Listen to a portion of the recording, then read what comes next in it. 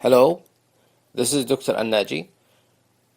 The next 5 minutes for those who listen carefully could be life-saving because we are going to talk about the salt, the close friend and the dangerous enemy at the same time. The salt is a friend if we take the natural unrefined salt in the right quantity, and we converted it into an enemy when we consume the refined salt, even if we take the right quantity. Some would say, what is the difference? And to answer this question, let us start with how each of them are made. The natural unrefined salt is extracted the same way as it was before 2000 years. That is simply through letting the sun do the job, evaporating the excess water, leaving the salt untouched, preserving all its natural ingredients. But this is not the story with the refined salt, where it is treated with chemicals such as chlorine, sulfuric acid, and even a caustic soda, which they are using to remove potassium. Then water is evaporated using very high temperature and pressure, which result in changing the molecular construction of the salt, where only the sodium and chlorine are left. This is not the end of the story. The manufacturers of refined salt are adding an anti-caking agent such as aluminum silicate. Even bleaches they are adding. Do we need to remind you that many studies are pointing to aluminum toxicity as a cause of Alzheimer's? Some would say, so why don't manufacturers shift to the natural and refined salt? Well, because health is not in their list of priorities. They think of easy and cheap storage, where they can store refined salt without any change for so many years.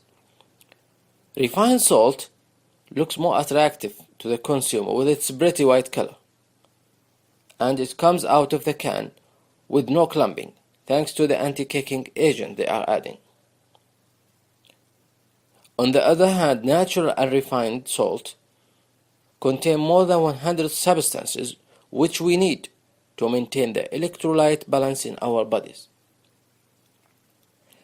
Have any heard about the pH? The pH is a logarithmic scale to measure the acidity or alkalinity, and for our human body, its value is 7.2. It should not shift away from this value.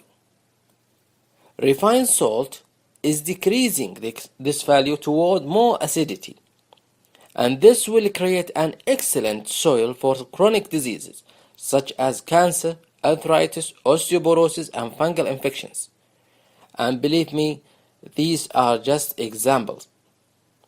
In addition, decreasing the pH will greatly affect the function of the kidneys, liver, brain, and the body immunity, which we need to fight against germs, and the newly formed cancer cells, which are formed every day in all of us.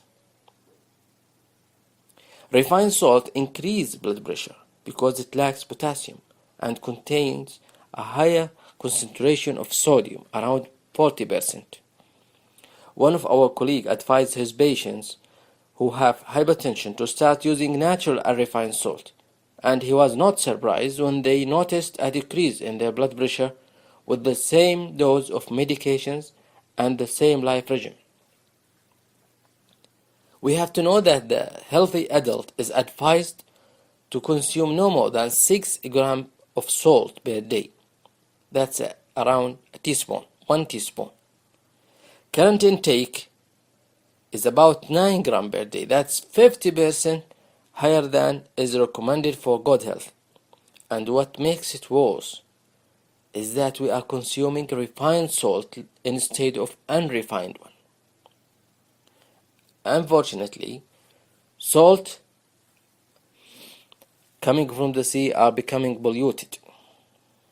Therefore, naturally occurring rock and lake salt may be a better option. In conclusion, we strongly advise all listeners to shift to the unrefined salt and stop using the refined one. Wish you all a healthy and a happy life. Thank you for listening.